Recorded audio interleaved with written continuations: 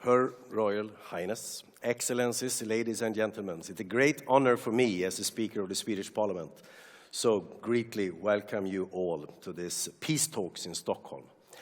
And I have been asked to say a few words about what peace means for me. And this is actually a little bit tricky for a speaker, because a speaker in Swedish Parliament is supposed to be very politically neutral. So please allow me to be very personal. In 1994, I was elected member of the Swedish Parliament. I was 29 years old. I was very proud, and I really longing for going up to Stockholm, putting forward proposals, pushing the green button or the red button, and change people's life. Doing it better for my voters, doing it better for my constituency back home. I came here to this room, and this is the second chamber of the Swedish Parliament. This is the meeting room for the biggest political party group. I'm a social democrat, so my seat was actually over here. In 1994, Sweden was still suffering from the financial crisis in the beginning of the 90s. We started with increasing a lot of taxes. We started with cutting down enormously on different benefits, children benefits, allowances for unemployed people. It was tough. Being a politician, going home back to my hometown, Mariestad, meet my voters, they were really angry with me about everything that we did. But in the end of 94, we politicians believed that we are out of it. We saw the light in the tunnel. Finally, we could rest. And then in spring 95, 4 events happened that changed my view about things in the world. 4 events. It was an earthquake in Kobe in Japan.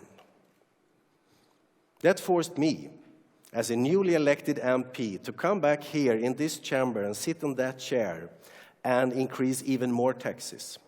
It forced me as an MP to cut down even more in the Swedish welfare system because the financial industry shaked because of the earthquake in Kobe.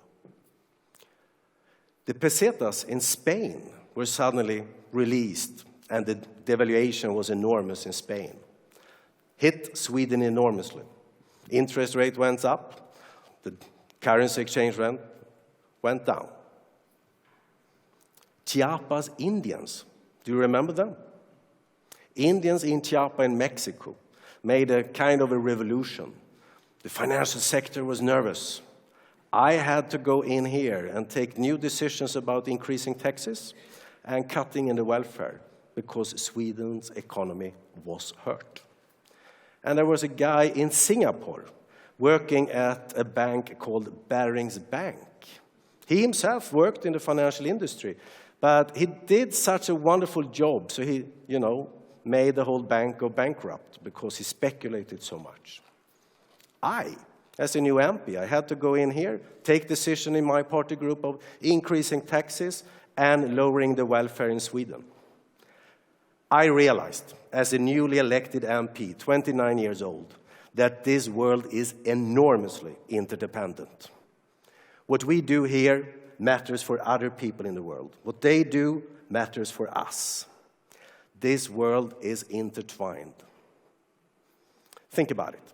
If you look at the world map, you can easily see that prosperous countries have prosperous neighbors, because we mostly trade and work with our neighboring country. For Sweden, Germany and Norway is our biggest trading partners. We have been living in a peace for more than 200 years, thanks to great neighbors. We are a welfare state with a good economy and healthy societies because we have good neighbors. So if you want to be in a prosperous country, make your neighbors prosperous. Because you see, you are more secure if your neighbor is secure. You are more prosperous when your neighbor is getting more prosperous.